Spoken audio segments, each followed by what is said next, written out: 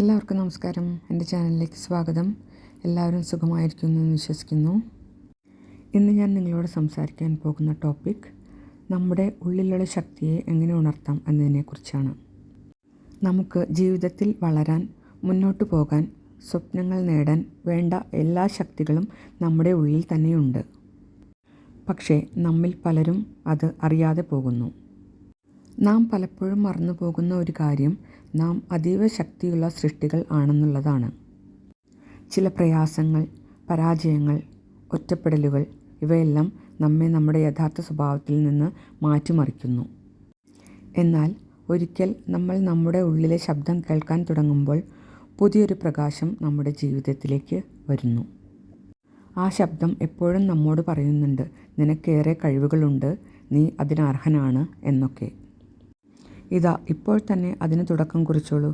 ദിവസം ഒരു 5 മിനിറ്റ് നിങ്ങളുടെ ആഗ്രഹങ്ങളെക്കുറിച്ച് എഴുതി തുടങ്ങൂ.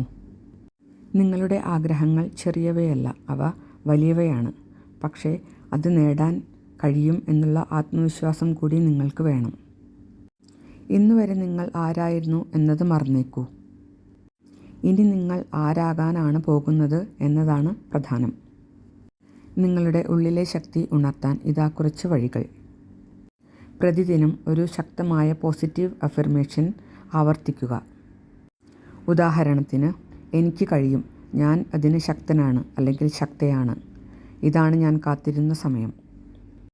രണ്ടാമത്തെ കാര്യം, നിങ്ങളുടെ ഭാവിയെക്കുറിച്ച് കാഴ്ചപ്പാട് ഉണ്ടാക്കുക.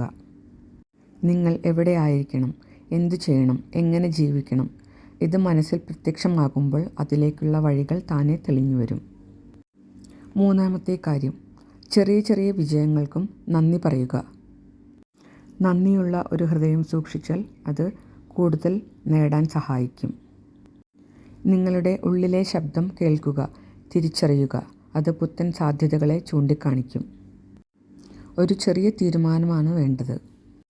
നിനക്ക് ആ സ്വപ്ന ജീവിതം നേടാൻ കഴിയുമോ എന്ന് ചോദിച്ചുകൊണ്ട് നിൽക്കാതെ, നിനക്ക് കഴിയും എന്ന് വിശ്വാസത്തോടെ ആദ്യ ചുവട് വയ്ക്കുക.